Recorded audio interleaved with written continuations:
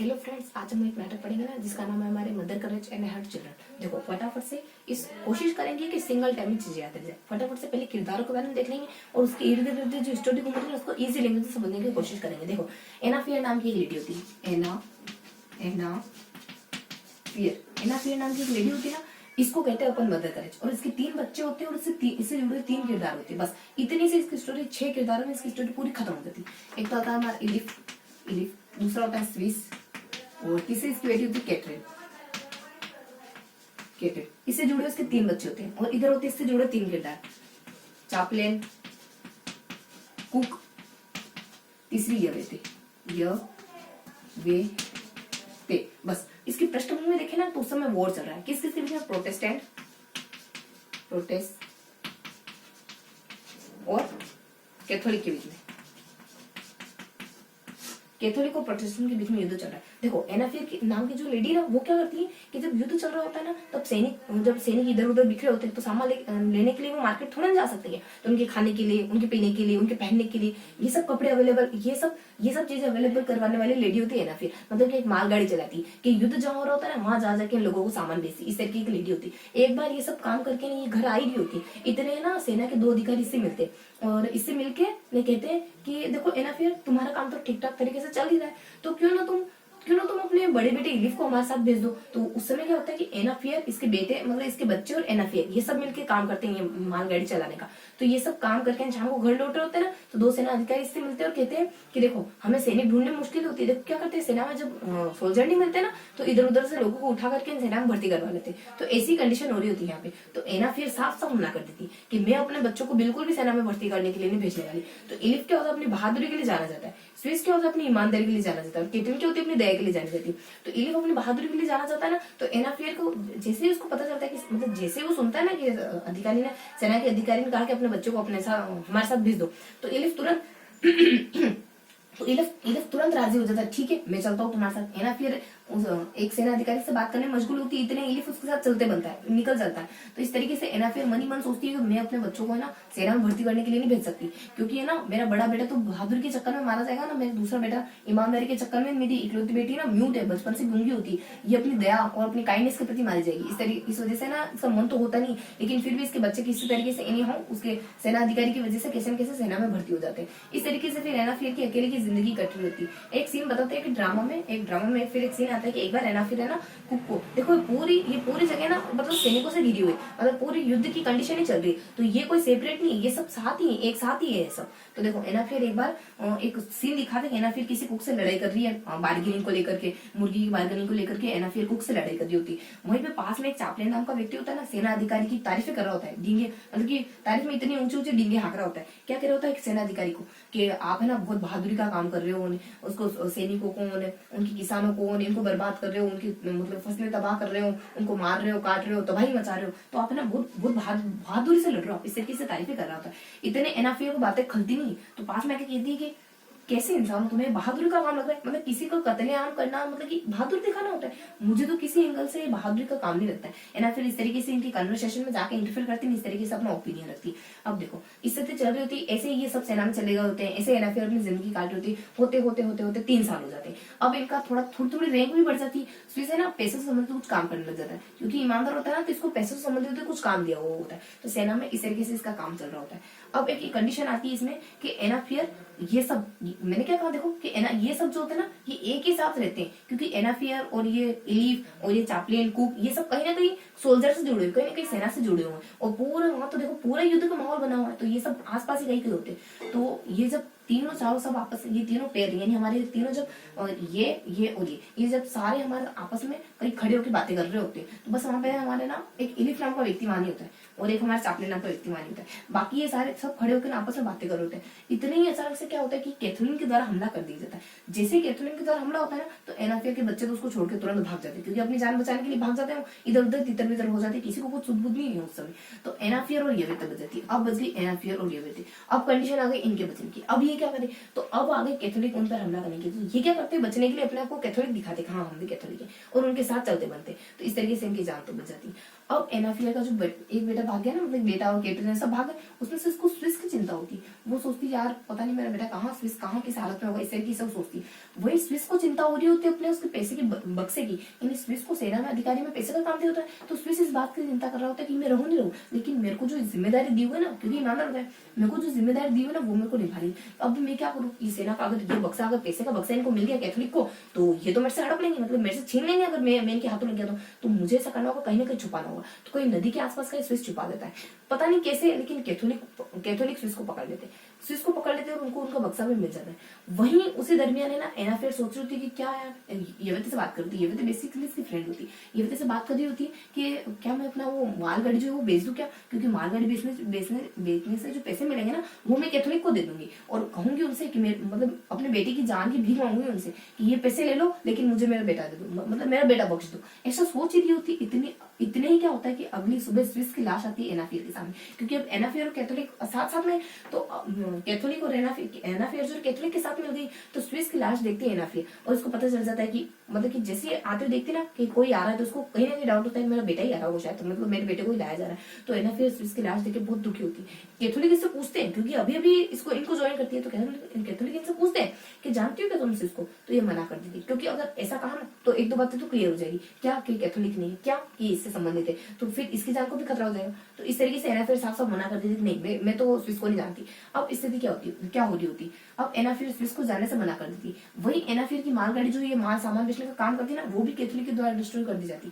अब एनाफियर को एक तो गुस्सा इस बात का, एक तो दुख और गुस्सा दोनों इस बात का, एक बेटा मर गया, दूसरा कैथोलिक के द्वारा है ना इनकी मालगाड़ी भी नष्ट कर दी, डिस्ट्रॉय कर दी। एनाफियर के दिमाग में एक सेकंड के लिए आता है कि मैं कैथोलिक की किंग को जाकर इनकी शिकायत करूं कि मेरी मालगाड़ी कैसे तुमने डिस्ट्रॉय कैसे कर दी, एक सेकंड के लिए सोचती। लेकिन फिर क्विक इसके दिमाग में आइडिया आता है कि ये क्या मेरे साथ इंसाफ कर देंगे, इनके किंग मेरे साथ क्या इंसाफ कर देंगे, सबके साथ ना इंसाफियत के लिए जाने जाते हैं। तो इस तरीके से ये फिर आइडिया ड्रॉप आउट कर देती। अगर मैंने कहा ना सबसे पहले दिन को ये पता चल जाएगा कि मैं कैथोलिक नहीं हूँ और मेरी जान जाएगी सो अलग जाएगी, गाड़ी गई सो गई, लेकिन चलो जान तो बचेगी कम से कम, छोड़ो यार नहीं करना, आपने तो कुछ शिकायत नहीं करनी। इस तरीके से एनाफियर की आइडिया बिल्कुल ड्रॉप आउट कर देती। अब क्या हो रहा होता है, इसकी गाड़ी डिस्ट्रॉय हो गई। अब ये जो अपना काम धंधा चला रही होती ना, यानी अपने सोल्जर को सारा मतलब खाना देती, कपड़ा देती, पानी देती, ये सब जो ये काम कर रही होती है ना, फिर अब इसका धंधा बिल्कुल बंद पड़ जाता है।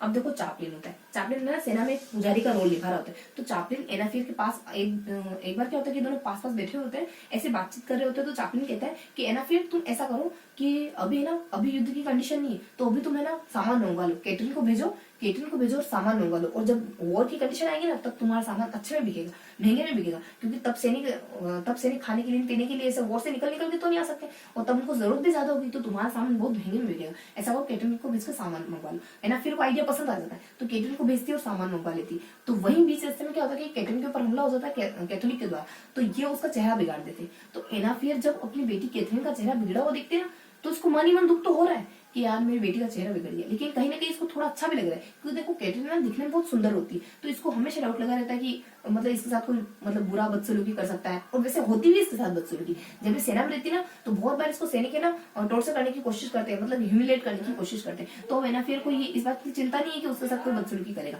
तो एनाफियर थोड़ा निश्चिंत हो जाती है कि चलो इतनी भी कोई बुरी बात नहीं। इस तरीके से सोच अपने आप को सांत्वना दे दी होती है। अब देखो, अब इसके कहने पर जो कैटरिंग से इसने सामान मंगवाया ना, तो ये इसका धंधा, ये इसका जो बिजनेस था ना, ये सब सामान बेचने का, ये बहुत अच्छे से चल रहा। तो अब चापलिन के कहने पर इसका धंधा बहुत अच्छे से चल रहा था, स्थिति कुछ अच्छी चल रही थी। थोड़ा सा मतलब कि अब लग रहा होता है कि हाँ एनाफियर की जिंदगी में, अपने मदर करेज की जिंदगी में थोड़ी सी मतलब कि थोड़ी सी खुशियां दस्तक दे रही, इस तरीके का लग रहा होता है। फिर इतने ही क्या होता है कि किंग मारा जाता है, कैथोलिक का किंग मारा जाता है। अब कैथोलिन कैटेगरी का जो समुदाय होता है ना, उनका किंग मारा गया। अब देखो, अब पूरी बिल्डिंग के नीचे से अगर अपन उसकी नींव खींच लेंगे, तो फिर तो क्या वो उसके जो माले वो बच पाएंगे क्या? नहीं बचेंगे ना। तो इस तरीके से हमारे कैथोलिक और प्रोटेस्टेंट के बीच में जो युद्ध चल रहा होता है ना, वो भी धड़ाम से आके नीचे गिर जाता है। मतलब जब युद्ध की कंडीशन बिल्कुल डाउन हो जाती, डामाडोल कंडीशन हो जाती, अब युद्ध उतनी अच्छी तरीके से चल नहीं रहा होता है, क्योंकि युद्ध तो चल नहीं रहा। तो अब देखो एनाफियर का सामान कौन खरीदेगा? सोल्जर को जरूरत है तो खुद जाके खा लेंगे, खुद जाके ले आएंगे ना। अब वॉर की कंडीशन में उनको खाने की जरूरत पड़ती है, ताकि कोई गाड़ी लेके आए तो हाँ वही से वो परचेस करें।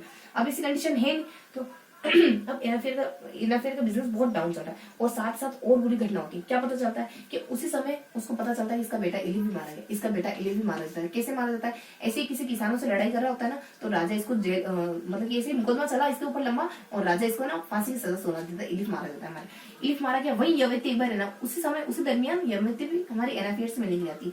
वही यवती की नजर एक बार कुक पर पड़ जाती है। पहले जब यवती और कुक के सब सेना साथ में होते हैं ना, तब हमारे कुक एक तरफ प्यार कर रहा होता है यवती से, लेकिन अब यवती उसको नेग्लेक्ट करती है, मतलब देख के इग्नोर कर लेती है, क्योंकि अब वो सिर्फ यवती नहीं रही, अब वो विडो यवती बन गई। इसकी पति मतलब इसकी शादी भी होगी, उसका पति है ना युद्ध में वॉर में युद्ध करता हुआ मारा जाता है। इस तरीके से यवती नेग्लेक्ट करने की कोशिश करती है, क्योंकि अब वो विडो भी है तो वो नहीं चाह रही कि मतलब किसी की ओर देखे ऐसा कुछ, है ना। तो इस तरीके से हमारे एनाफेयर की जिंदगी अब दो मतलब की दुखद घटनाएं उसके साथ होती है। धंधा बेकार हो गया, बेटा मर गया, है ना। पहले से बड़ा बेटा तो एक बड़ा बेटा तो मर गया था, अब स्विस पहले मर गया था, अब तो बड़ा बेटा और मर गया। इस तरीके की कंडीशन चल रही होती है। अब कैटरीन बच गई, एनाफेयर बच गई और कुक बच गया। अब इस दरमियान चैपलिन इसको छोड़ चला जाता है। अब कंडीशन इसकी ठीक ठाक नहीं चल रही होती, इतनी बुरी हो जाती है कि कुक को और एनाफेयर को मतलब कि ये दोनों लगभग साथ में जिंदगी बिता रहे होते हैं, एक ही पृष्ठभूमि में जिंदगी बिता रहे होते हैं। इसको और इसको दोनों को ऐसी कंडीशन आ जाती है बहुत बार कि भीख मांग के खाना पड़ जाता है। तो कुक कहता है, कुक उसको सलाह देता है कि देखो एनाफेयर, अगर तुम चाहो ना, अगर तुम्हारी रजामंदी हो, ऐसे नहीं कह रहा हूँ मैं, अगर तुम्हारी रजामंदी हो ना, तो मेरी माँ मेरे लिए क्या ना होटल छोड़ के गई, तुम चाहो तो अपन दोनों अच्छे से लाइफ स्पेंड कर सकते हैं अगर तुम चाहो तो, है ना। इस तरीके की सलाह देता है, लेकिन मेरी एक शर्त है, तुम अपनी बेटी कैटरीन को अपने साथ मत लाना। तो एनाफेयर जब ये सुनती है ना, तो गुस्से में इसको कहती है कि ऐसी बचकानी सलाह तुम अपने पास रखो और ये सलाह लेके निकलते बनो यहाँ से। इस तरीके से इसको इंसल्ट करके कुक को भगा देती हो। अब बच गई, अब इन इतनी सारी जिंदगियों में से दो जिंदगियां बची एनाफेयर की, मतलब कि कोई मर गया है और कोई छोड़ के चला गया। एनाफेयर बची है और कैटरीन बची है। अब ये दोनों माँ बेटी बचे और यवती भी उस समय उनको छोड़ के चली जाती है, बस बीच में थोड़ा सा इसका बता दे हाँ यवती आती है एनाफेयर से मिलने के लिए, क्योंकि फ्रेंड रही हुई होती है इसकी।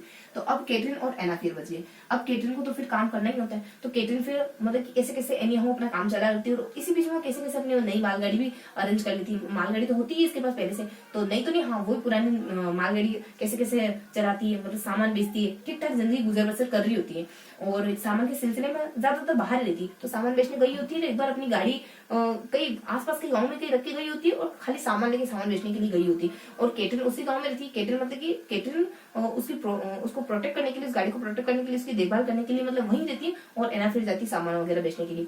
तो कैटरीन एक बार ऐसी रात को कुछ हलचल की आवाज सुनाई देती, कुछ मतलब कि कुछ गड़बड़ होने की आवाज सुनाई देती। तो कैटरीन बाहर निकल के आती और क्या देखती है कि कैथोलिक है ना उसकी गाड़ी को डिस्ट्रॉय करे। अब बेचारी कैटरीन बोल तो सकती नहीं, म्यूट होती है, वो बचपन से म्यूट होती है। हालांकि बहुत मतलब कि दयालु लड़की हो, लेकिन बचपन से म्यूट होती है, बच्चों से बहुत प्यार करती है। जिससे बाहर निकल के आते हैं देखते हैं कि कैथोलिक है ना उसकी गाड़ी को डिस्ट्रॉय करे। अब देख के बेचारी मतलब कि ऐसी बेबस महसूस करती है कि मैं क्यों नहीं बोल सकती, क्यों किसी और को नहीं बुला पा रही मैं। तो अचानक से कहीं आसपास ड्रम पड़ा हुआ देखते हैं ना, तो ड्रम बजाने लग जाती फटाफट से। और इतने ही है ना ये कैथोलिक उसको देखते हैं कि पागल ड्रम के बजाए उसको रुकने के लिए कहते हैं, लेकिन ये रुकती नहीं। कैथोलिक तो ड्रम बजाते जा रही। इतने में से कोई एक सैनिक एक अधिकारी होता है ना, एक अधिकारी क्या एक अपने सोल्जर होता है ना, वो गन निकालता है और एनाफेयर और कैटरीन के सिर पर दाग देता है और वहीं कैटरीन डेड हो जाती, मर जाती वहीं कैटरीन।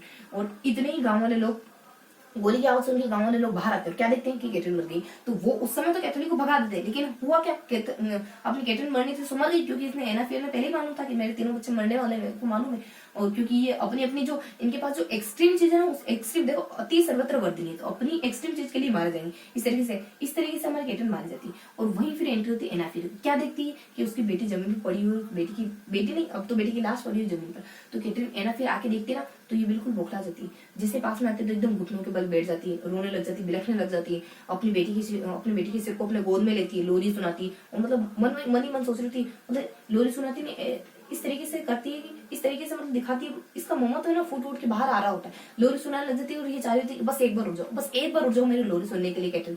इस तरीके से मतलब एक्सप्रेशन होते हैं, इस तरीके से भाव होते हैं इसकी। लेकिन फिर थोड़ा सा जब कॉन्शियसनेस आती है ना इसमें एनाफेयर में, तो ये गाँव वालों को कह देती है कि पैसे देती है, कहती है कि मेरी बेटी का अंतिम संस्कार कर देना, मेरे सामने मेरी पहाड़ जैसी जिंदगी पड़ी हुई जिसको मेरे को जीना ही पड़ेगा और इसके लिए मुझे अपना बिजनेस वापस से टेकल करना पड़ेगा। इस तरीके से कह के एनाफेयर फिर अपना बिजनेस करने के लिए निकल जाती है। तो ये था हमारा drama mother courage and her children. तो ठीक है, फिर किसी और वीडियो में मिलेंगे, तब तक के लिए शुक्रिया।